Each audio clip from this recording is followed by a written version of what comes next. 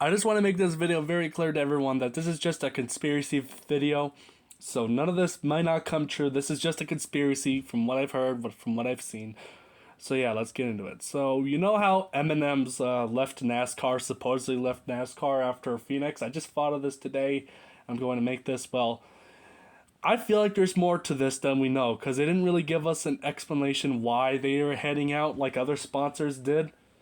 And and this just kind of seems a little fishy. You know how after in 2021, this was after Kyle Busch's scary Donington or Richmond incident where he came down, hit the pine cones. I think those were what they're called, and he nearly hit people while going to the garage. Well, I think that had to do something with it, which is why M&M's wanted to quote unquote leave NASCAR, but it's not just that. I think they were done with Kyle Busch after that because the dude literally almost hit people. And even for proof of why I think they might come back next year, Ethan Trendler has a video. I think he still has it up, but I remember seeing that next year. I don't remember which track it was. I think it was for the Chicago Street Course. The race was called M&M's Appreciation something. So M&M's still is a NASCAR, guys. The question is, will they still be a sponsor? This is crazy to think about. What else? So yeah, this is the exact same thing that happened with Nutrien. Remember that sponsor that sponsored Jeb Burton last year in Xfinity? Well, they left quote unquote NASCAR, but they came back to sponsor AJ Allmendinger, and they won a couple races with him at the road courses, and I think even at the Super Speedway Talladega. So yeah, and I think, and they were just done with Joe Gibbs Racing and Kyle Busch as well. You see how in the past they went from MB2 Motorsports to Robert Yates Racing, then to Joe Gibbs. I think the cycle continues. And why would they just leave NASCAR when there's kids who's watching it? And M&M's, this is another thing. M&M's, is a very big popular brand to kids because they love they love candy. So why would they leave the sport out of nowhere? You get what I mean? And I think that the whole the announcement with the whole title with that Chicago Street Course race came after the Ross Chastain Martinsville Hail Melon move. Why am I saying this?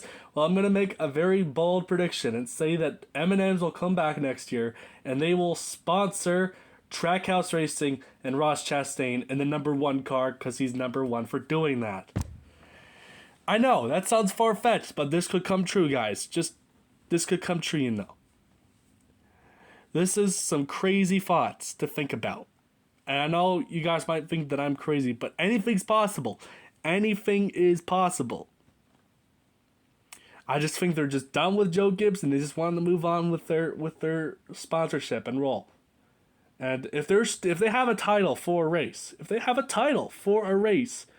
then that means they should not be gone. You know how Geico supposedly left NASCAR? They're still one of the title sponsors and they're still on the racetrack. Not on a race car. It's either going to be that or that M&M's is going to sponsor somebody else.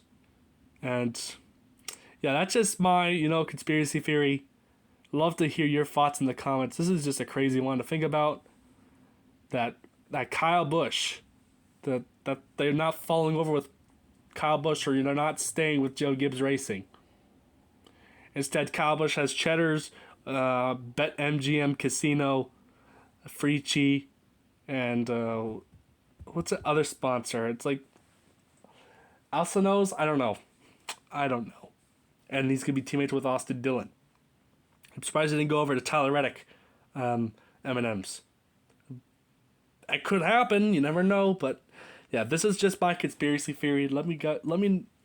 I can't speak. Let me know what you guys think in the comments. Is this too far-fetched or not?